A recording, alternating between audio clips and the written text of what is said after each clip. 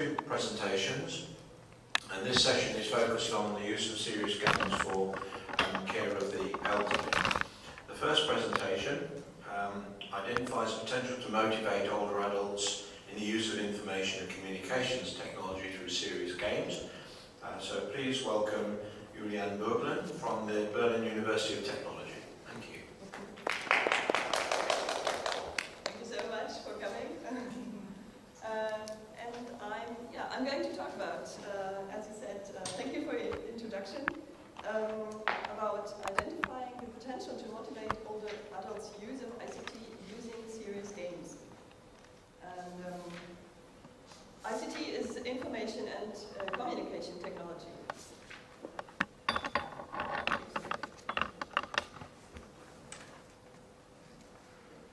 Just for the structure, my talk is structured like this, and you can see here the little blue dots, and that's the version of the talk, if you want to know where we are right now. And I am from Berlin University of Technology, from the Cognitive Psychology and Cognitive Ergonomics group. And we do research mostly about user experience, UX, usability, emotions, and cognition in human-computer interaction. And our current project is about serious games and gamification for older adults. So, as you can see, we are a psychology group. So, I have to give you a little warning that I won't be showing any example of a serious game. We have not developed a serious game yet. I cannot show you any video or any photos of it, but it's going to be about theory and our methods. So.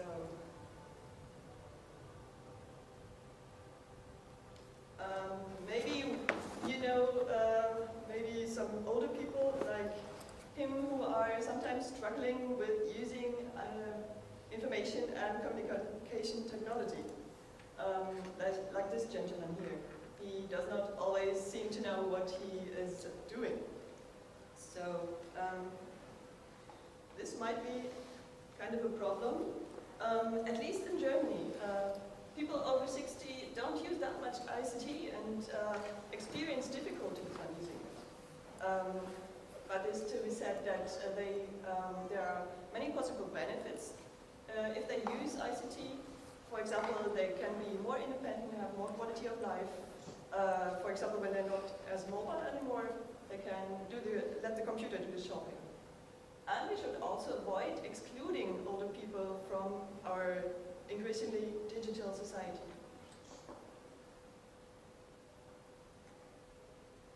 So, how to make it more motivating to use ICT?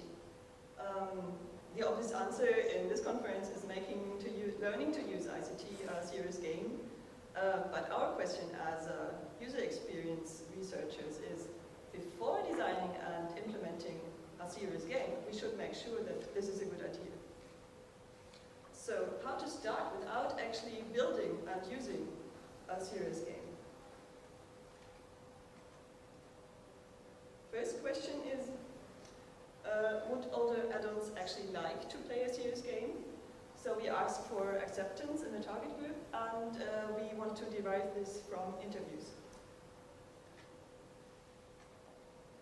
And we did an interview study in Germany with 81 German participants from ages 60 to 81. They were healthy, so they had no dementia or similar things. And it was a semi-structured, qualitative, one-on-one interview. And first we were asking about game playing, board game playing, or computer game playing, whether they liked it, whether they did it, and their lifestyle and free time activities. So in order to get what their motivational factors are. And I can give you the results in short, so I'm not going to talk about this in depth. The most important factors were mental effort and social exchange, so actually like in younger people. And all of them liked games, and some even did play computer games. And we concluded that we can go from here. So we think that it would actually be a good idea to develop such a serious game for older people. And the second question is, could older adults learn computer skills, and how could they benefit from this. And we wanted to get to this via the interviews and by getting some kind of theoretical foundation. Since we are in psychology research,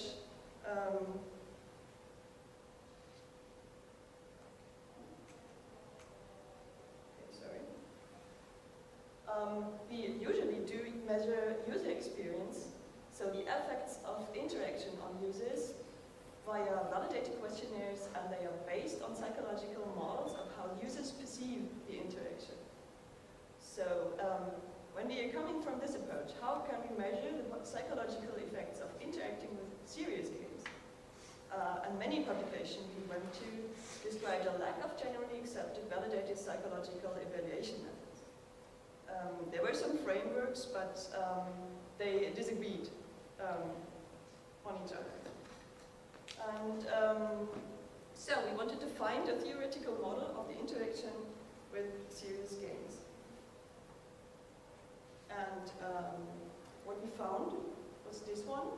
It was from a publication from Ernst and Merkel in 2013, who were actually doing a health game, a serious health game. They proposed that we can use this model. The model is called HAPA, Health Action Process Approach, and it's from 2004. And it is about changing your health behavior. So for example, when you decide to take up running because your health is not good and you want to change it for the better, you first intending, then planning, and then do the action. And we think that in this model there are enough similarities to any kind of behavior change that you want to do, to use it also for serious games. But if you want to change your behavior, you can also apply this to a serious game. So if you want to learn more ICT, for example. And I'm going to explain the factors in this model which influence the transition from intention to planning to action. And with our running example, it would, for example, be the outcome expectation. When one person wants to take up running, he expects that the health will become better and he will not get diabetes or become obese or something like this. Self-efficacy is also a term from psychology. I don't know whether you're familiar with this, but it is the belief that people have about how well they can do something. So I believe that I have the discipline and I can do running 3 times a week, and it's no problem for me, for example. Or I believe I have a problem with this. So this influences the process. And risk perception, maybe the doctor told me that I have risk of diabetes and I should start exercising. As well as there are barriers and resources, in example, maybe exercising is not fun for me, or I don't have any running shoes, or I don't have motivation. Motivations are also resources. So, as we argue, that this is also applicable to a serious learning game, because training and simulation should influence these factors.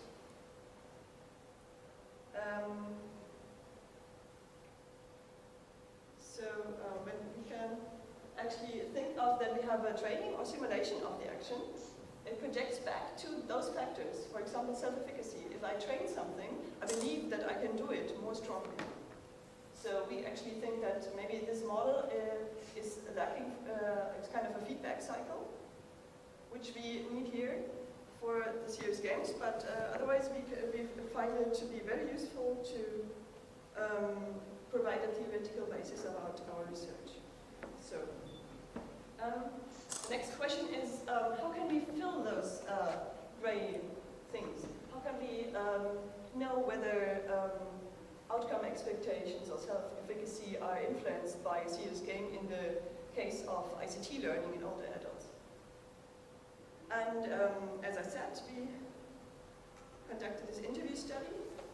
And the second part of questions was about experiences and usage behavior of devices for information and communication, internet usage, and dealing with technology in case of malfunctioning or usage problems. Sorry about the pink thing covering the font. Yes, and we wanted to get to those factors via these questions. For example, for the barriers and resources, we were asking about problem-solving strategies. Problems give us the barriers, and the strategies give us kind of how people think about themselves and what kind of resources and self-efficacy they have. And this would be an example. I don't press any buttons I don't understand because I'm afraid to destroy something. So there are actually buttons I don't understand, which is a serious barrier for something, for some person. Maybe they don't understand English and the buttons are inscripted in English. So we also investigated their problem-solving strategies, and I'm going to flip through this rather quickly because I don't have time. But essentially, these are the strategies people did when they encountered a problem. And you can see that they first tried it out, trial and error. Next, they looked into a manual, and next, they tried a help function. And when it all didn't work, they asked someone familiar. And if that didn't work, they searched online and so on. So the important thing about this here, I'm sorry. The important thing about this, that people actually preferred the methods where they could solve problems independently, by themselves. For example, try and error, it's the method they preferred most. But most successful was a method which they couldn't do alone, and then asking someone familiar. So there's obviously a lot of barriers which they encounter, so they don't, they cannot apply their favorite strategies. And that's what we want to address with a serious game. So, next in our results will be the factor of self-efficacy. For example, an example quote would be, for some activity on the internet, I just do not feel brave enough. So this person doesn't believe he or she can do anything and doesn't believe in his or her abilities. And next would be outcome expectations.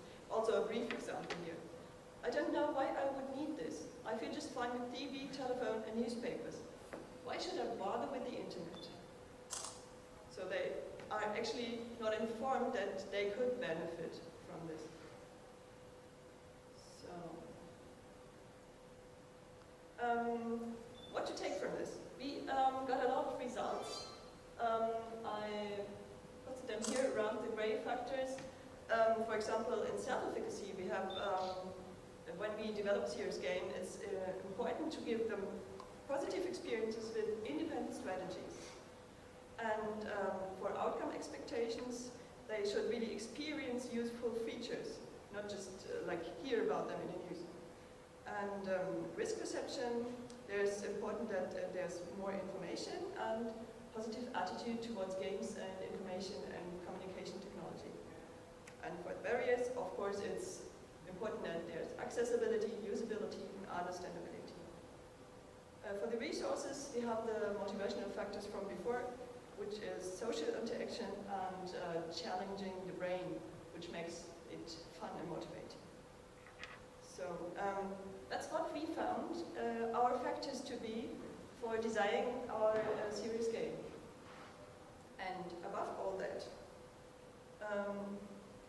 we also found the model, which we didn't plan before, but because we thought before we could just take some approach that already is there.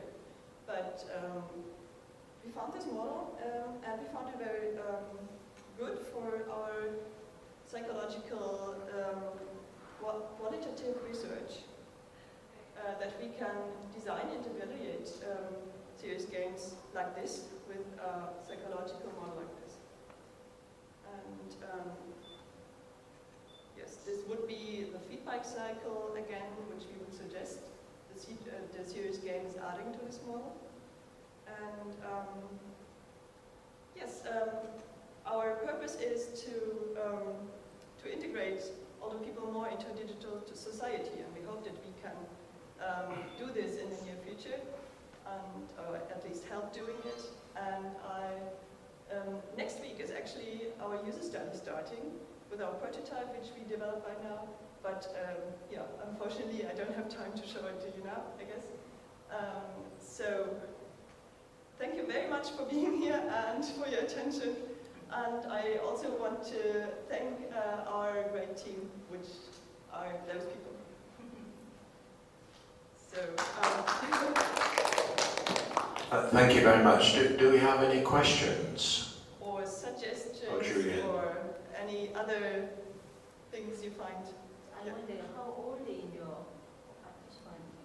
Our participants were 60 to 80 years of age, so we wanted to address the kind of third age, which are the young old, not the old, which are have dementia or similar things, but the people who are recently retired and want to be active and want to learn about ICT, but somehow can't. So because the design of ICT is often not good for them, but they want to. Yes, is our target audience. Any other questions or comments?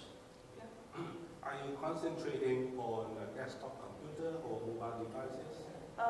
In this part of the study, we didn't concentrate on anything yet, but we had some, later on we had some focus groups, and now our user study is going to be on a PC computer. Just because people are used to that. So it's easier to conduct a user study. But we actually found in our interviews and focus groups that people are afraid of the computer and of the smartphone. They cannot see anything. They're very afraid of that. The German people, at least. But the tablet computers, they actually like a bit more. So because they don't have to fumble around with the mouse and the keyboard and everything, they like it a bit more. But we decided to do the user study on a PC because people know that. One question for you. Do you know of the European project Do Re Mi at all? Do Re Mi, like the music? Yes, like the music. Don't remember right now. Well, it's a project that just started at the end of last year that I was involved with the university that I was working for. But it is a 3-year study to develop the cognitive and physical capabilities of older people so they can retain independent living. So there will be serious games for physical well-being and cognitive well-being. So if you Google Do Re Mi or just send me an email, I can connect you to the partners. But that will be fitting very well, I think, with what you're doing. Yeah, thank you very much. Currently we are in German funding, so we didn't look into European ones. But yeah, thank you for this. Right. Well, it'd be useful anyway to make connections to the partners because they're working in your field. Yeah. Okay. We also are next year we are planning to do collaborative work with a company which develops kind of mental training for the adults, and we also look into motivational aspects of that. Okay. Thank you very much again. Okay, we'll move on to